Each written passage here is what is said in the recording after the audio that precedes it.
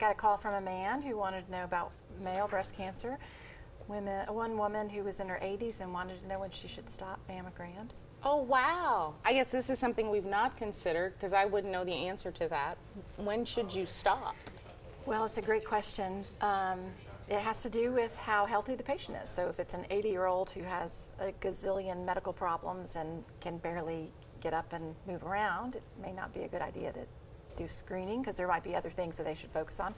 But if it's a patient who's 80 and has a long life ahead of them, 20 years, maybe it's not a bad idea. So if you're just joining us, we're talking with Dr. Helen Krontiras, and I'm going to go through a lot of what she does at the UAB Comprehensive Cancer Center. First of all, as director of the UAB Comprehensive Cancer Center Breast Health Center, but she's also a senior scientist at the UAB Comprehensive Cancer Center and the division director of surgical oncology, and an accolade for our state. She's one of it's the top 40 women, isn't it?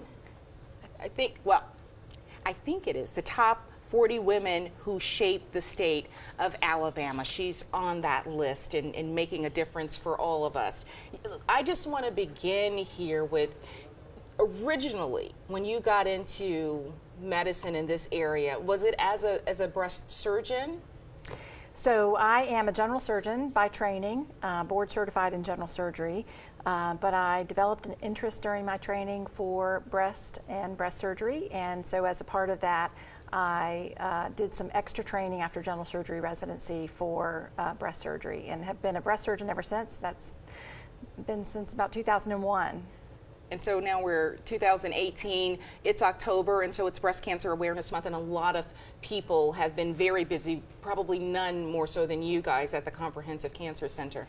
Tell us about what October brings by way of putting education out into the community for you.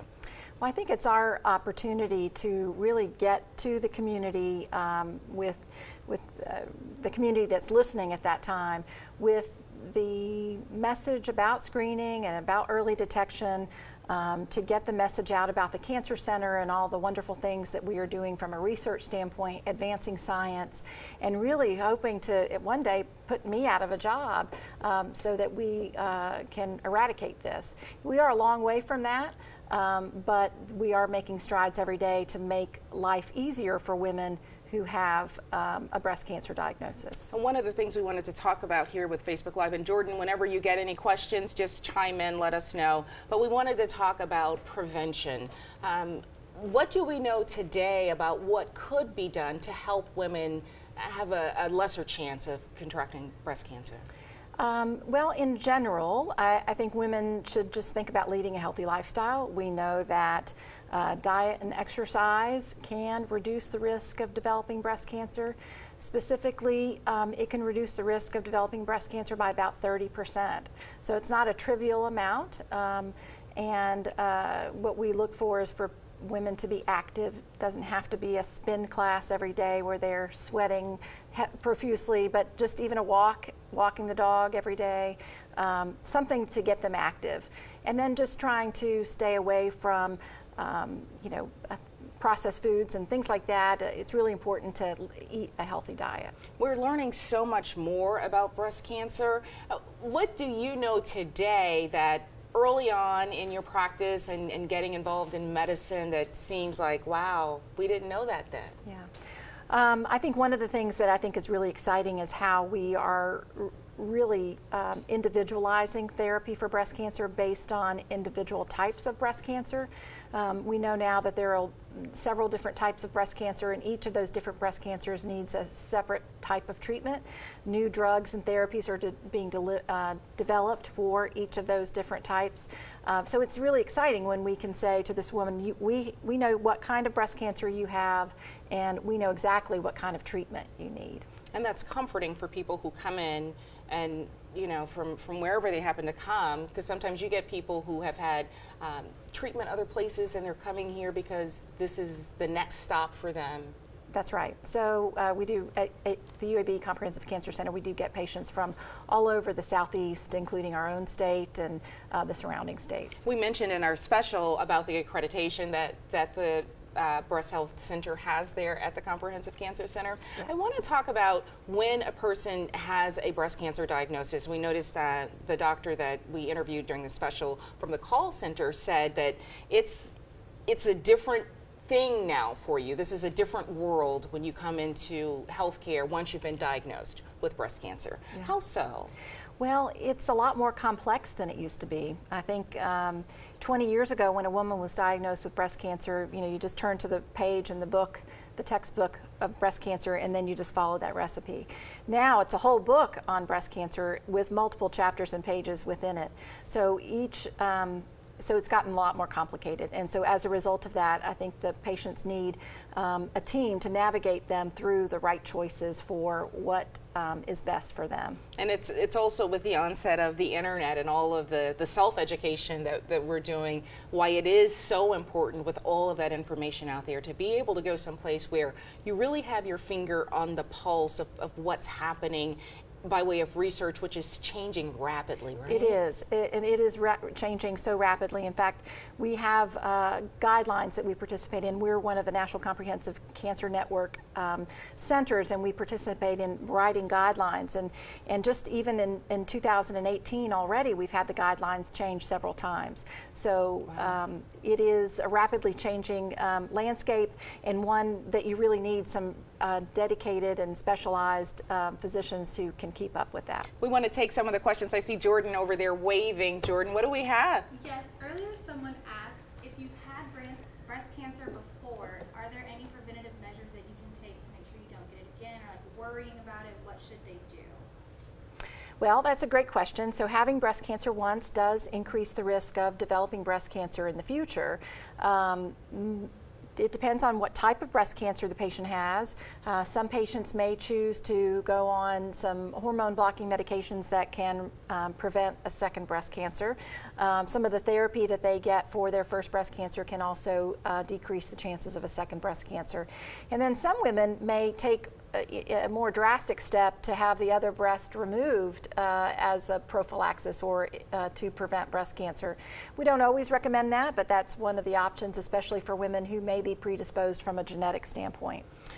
And then back to the diet and exercise thing, Sherri, that it's really important for breast cancer survivors as well, because we know that in addition to preventing breast cancer, diet and exercise can also reduce the risk of developing of having a recurrence of breast cancer as well. And so that part in life changes for you. Jordan, just chime in when you get somebody else. One of the things that I found most fascinating that I learned this year is the changes for African American women on having the discussion with their doctors about screening because of family history. Yeah. That was eye-opening to me, which is why I wanted to include it in the special. How about for you? They're saying that at 30 years old, you should start having that conversation, especially if you have a history of breast cancer in your family. Yes, so it's really important to ask those questions about family history. And it's not just the mother side of the family, but also the father side of the family that's important. I think a lot of times people think, oh, it's just, I don't have any cancer on my mom's side, so I'm good. It's really important to ask the questions for both sides of the family. We are looking specifically for those families where there are young members who may have developed breast cancer, so women who may have had breast cancer in their 40s, 30s, or even younger. Any family members who were men and developed breast cancer, ovarian cancer in the family. So all those things are important questions to ask about, because if that is present in your family, you may want to start screening earlier than the recommended age of 40. And so this idea, you got to let your doctor know, because they don't necessarily know all of your family history, so you have to be proactive with that. That's right, that's right. And especially if your family history changes. So sometimes you may not know, when you first start seeing your doctor about a family member. Yeah. Mm-hmm. Jordan, you have somebody else? Not yet. Okay, not a problem. Okay. So you should have those discussions with your family. If you're African American, not only is that the issue, I guess, but sometimes it's the dense tissue as well. Like I have dense tissue, and I've always heard when I have my mammogram, you have dense tissue, but that means something. It does, and so dense tissue means that it may be harder to read mammograms, although you heard in some of the discussions from Dr. Reich and Dr. Adoji that you had on earlier tonight about some of the newer modalities that can kind of help cut through some of that density. But yes, I think that it's important to know what your density is. And so in learning that, does that mean when I go have a mammogram that I need to say I should have an MRI too? No?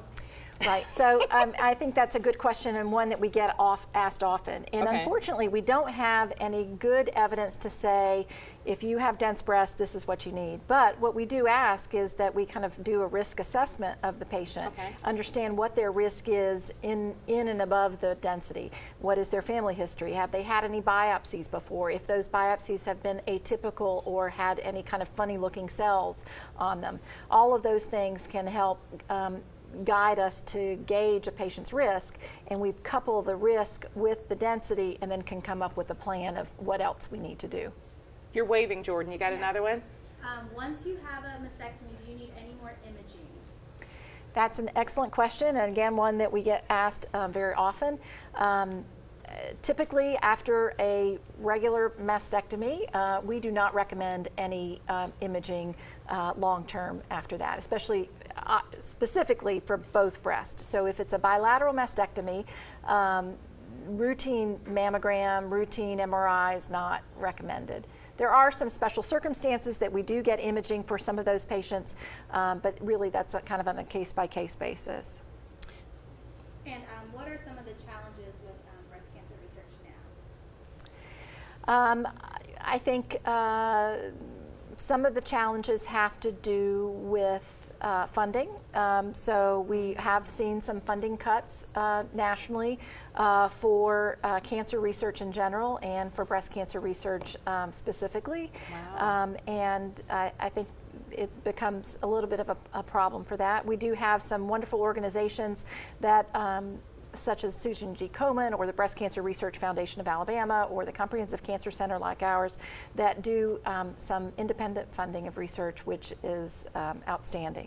And one of the things we've learned with this is that the Breast Cancer Research Foundation of Alabama, that all of that money stays here locally. That's right. That's exactly right. And it really is an amazing group, and we're really proud to have them as partners with us at the Comprehensive Cancer Center. We have been on our podcast kind of walking through what happens when someone discovers a lump and then they have that diagnostic mammogram and then they get the, I guess, the typing of the cancer, for lack of a better word. I don't know if that's the right word to use. But then the next step for them once they get into treatment, and we have those resources available for people, but can you tell us when they start that treatment, like what happens?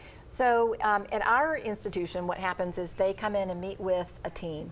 And that team consists of everything from a radiologist to a medical oncologist, a radiation oncologist, a surgeon, research nurses, nurse practitioners, all there who are going to review that patient's case and decide based on all that information what's the next step. And the next step usually is a determination of what comes first. Is it going to be surgery first? Is it going to be chemotherapy first? So usually that's the first decision. Once we decide that, then we kind of shepherd them to the next step to get them on their way to get their treatment. What is the most important thing for women to know about, I guess, feeling empowered, that there's nothing that's hopeless in that regard? Like wherever you are, you need to go and get care. Because I've heard people who are afraid to go, people who've discovered that they have a lump or they're just not feeling right, and they worry themselves so much that they won't even go in for treatment. And that, to me, that's really sad, because I know all of the wonderful things that we can do to help patients, and that a breast cancer diagnosis is not a death sentence, and it does not mean that we need to just hang up our hats. It's when we need to start fighting.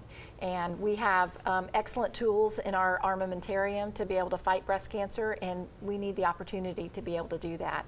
And modern medicine has allowed those treatments not to be as scary as they used to be, so that if a patient's thinking about all the side effects of all the treatment and the surgery and the radiation, we don't see those things anymore. So it's not like it used to be. Because with I heard about Taylor RX that you may not need chemotherapy now. Right, that's exactly right. So we are really individualizing the treatment to the patient and to their cancer to minimize toxicity and maximize their good outcome. I see Jordan waving over there. We got another question? Yes, actually, a man called earlier and he said that his father, who's an older man, was diagnosed with breast cancer, and he was asking what should he do? Should he go get tested? That's a great question. So male breast cancer is very uncommon. It only comprises about 1% of all breast cancer.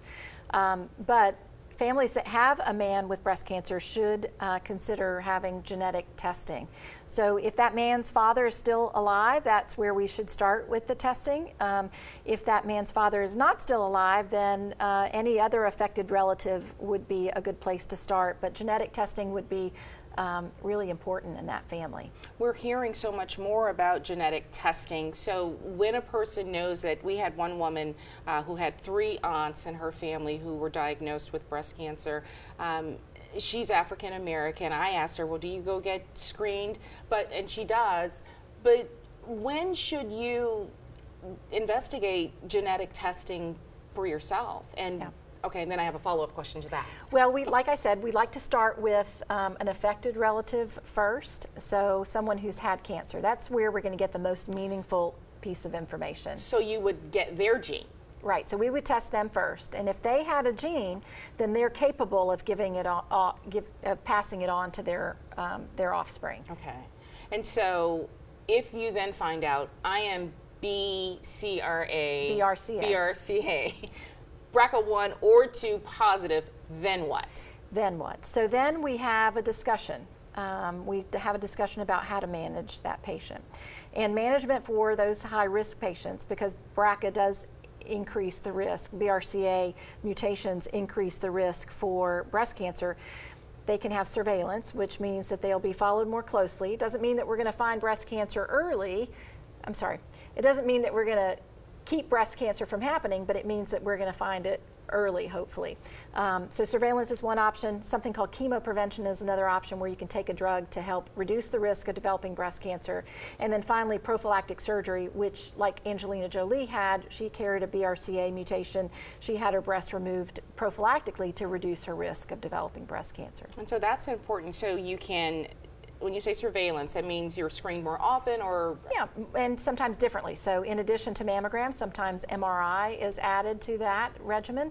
At our institution, we alternate mammogram and MRI every 6 months for those patients who may be genetic positive, who haven't had prophylactic surgery. So for someone who's watching and listening to this and they're like, so I'm getting this, I'm being treated somewhere else, and I've been being treated somewhere else for years, but I'm not getting this. What do they need to do? Like, get their records and come call you? We'd be happy to see them at UAB. We take patients that are first diagnosis, second opinions. We're happy to see them all.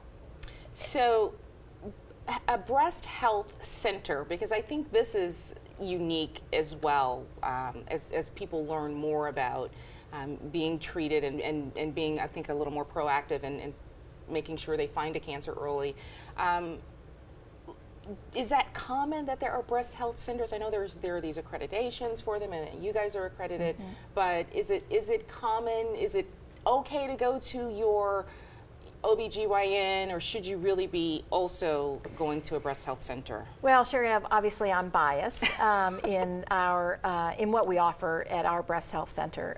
We really span the spectrum from prevention to risk assessment, screening, diagnosis, and rehabilitation. You know, we haven't talked a whole lot about that, but breast cancer survivors and breast cancer patients who are going through treatment need a lot of extra treatment, whether it be physical therapy, counseling, nutrition services, so we offer that there as well. We work closely with our plastic surgeons who are available to do all sorts of reconstruction, not just the standard implant and expander reconstruction, but also tissue-based reconstruction, microvascular reconstruction. We work closely with our reproductive endocrinology folks who are part of our group, because we know that patients who have chemotherapy and may be young, that can affect their fertility. So we have them meet with them proactively to understand how to preserve fertility in those patients. So we have all of, not just the doctors that treat it, but the ancillary staff and services that can help a patient with all of the other things that happen to them as a result of the surgery and chemo and treatment. A tremendous resource in our community. We've got 6 more minutes. I saw you waving. Did you have a question? Yes. This question is from Gwendolyn. She says, when you are informed that mammogram results require a callback due to dense breasts, should you have an ultrasound each year in addition to mammogram? I think that the decision about what imaging studies need to be performed is really up to the radiologist and to the patient's provider. And together, I think they can make that decision about what's best. For some patients, it might be an ultrasound. For some patients, it might be an MRI. For some patients, it might be a tomosynthesis mammogram or a contrast-enhanced mammogram. So those things are available and may be appropriate, but it really is individually based. But does family history have a lot to do with what those next steps should be?